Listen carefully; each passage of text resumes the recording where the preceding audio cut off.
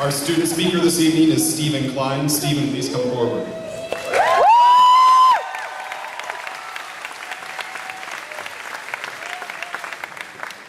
Stephen Kline is the son of Angela and Scott Kline. Stephen has excelled academically and is in the top 10 of the class with a 4.22 GPA. He earned the highest ACT score in his class with a 33 and has demonstrated academic leadership as National Honor Society Vice President. In addition to his outstanding academic accomplishments, Stephen excelled as an athlete and robotics team leader. He played varsity tennis, serving as captain, and was a member of the Blue Water Area Conference Boys Tennis All-Academic Team. For robotics, he was a member of the Fighting Pie Team 1718 of the first robotics program, where he served as mechanical captain, and as mentioned, helped Armada's program win 2 district titles and placed them 5th place out of 207 state teams and led them to the World Championships in St. Louis. Stephen has earned many awards over the years, including the First Robotics President's Award, Macomb Academy of Arts and Sciences Math and Science Scholar Awards, and Stephen will be featured in the WXYZ Channel 7 Brightest and Best commercials this summer.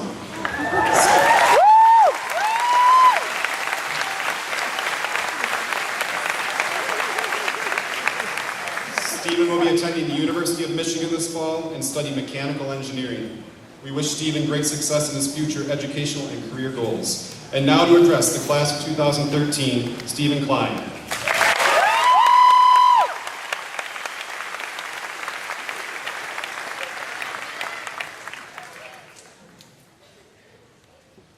Welcome, students and parents, to what must be one of your proudest days.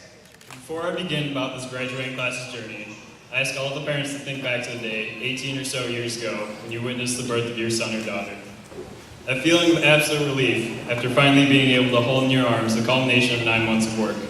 Almost like you've been holding your breath the entire time and finally been allowed a saving breath of air. Hold on to that feeling for a moment for me. Try to recall every detail of that feeling at that moment and play it back to yourself. I have to imagine there were things like, are you ready for such a big commitment? Are you really considered to be mature enough to care for another human being? Couldn't we have just gotten a dog? These questions all probably raced through your head at that moment, but the answer to all of them was the same. It doesn't matter if you're ready or not, it's happening and it's happening now, and there's nothing you can do about it. Everything will be different. Nothing will ever be the same. Now this may be a stretch, but today is very similar to that day for your children, my classmates.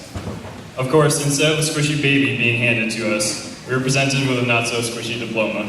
But that diploma still represents a major change in our lives that we have no real tangible way of preparing ourselves for. After today, we will no longer be that fun-loving couple that can go on vacations and sleep through the night without interruption. After today, we face the most dreaded word of all, responsibilities. I can tell you for a fact that today scares me. That may be partly due to my only prior experience of public speaking coming from a classroom of less than 30 students. And the only real speech there was when I had to play out a breakup with my friend through the use of a magic 8-ball. However, even if I wasn't coerced into standing up here and talking to you all about this graduating class and all of the memories we have created along our way, I would still be more than a bit worried about what the next few years hold for me personally. But I realize that this feeling is only natural. After all, what real training do we have to leave the comforts of Armada, go off and live by ourselves in a different city or state? I can barely cook ramen noodles without making a mess, and I'm expected to survive on my own. We'll see how that goes. But with all that being said, I honestly do not think we could have been given a better starting point than we have. When I say that we had a good starting point, I do not mean that we had it made easy for us. Far from it. 8th grade saw a difficult time for this class. We were witness to the tragic loss of one of the most beloved teachers of our school without any warning or prior notice. He was gone, simple as that. The only solace we had to comfort us was the company of each other. And that following week, we bonded greater as a single group than in any other time. Petty arguments didn't matter anymore. Childish fights had no reason to continue. In that moment, we matured far beyond where we had been in the days before. I believe that bond stayed with us and is the major reason for the general unity that can be felt throughout this group. We are all connected by that tragic day, but we use it to make us stronger and move forward, not as an excuse to dwell on the past. A perfect example of this togetherness shared by this group came on homecoming day this year. The school day was spent putting together a lift-up video showcasing our school, with students leading the entire project. From the farm tractors filling the parking lot to the countless teams and clubs showing their spirit in the halls, the day was filled with everything it means to be a student at Armada High School. More impressively, we managed to do the whole thing in one take, and were arguably a bit too enthusiastic with our pride at times. This passion spilled over onto the football field that night, where the vast majority of the students spent their night cheering on our team.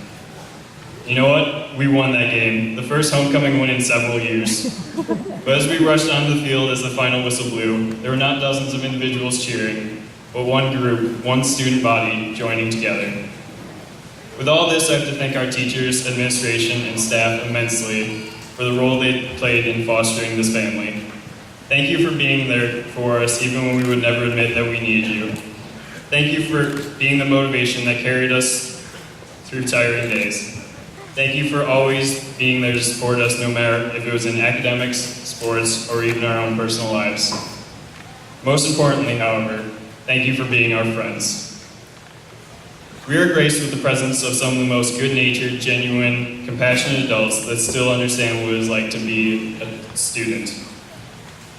Where else will you get teachers that join in on student videos to act out battle between the most influential characters in history after leading us through 9 grueling months of preparation for AP tests?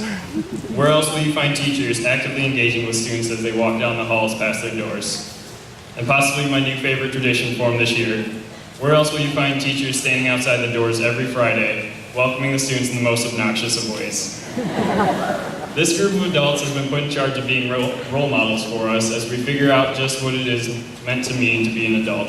I can't thank them enough when I say they accomplished this goal in a grander fashion than I ever would have expected. What I want everyone, students, staff, family, and friends to come away with today is that through good times or bad, there will always be struggle. There will always be someone to turn to that cares for you greatly enough to share your struggles with you.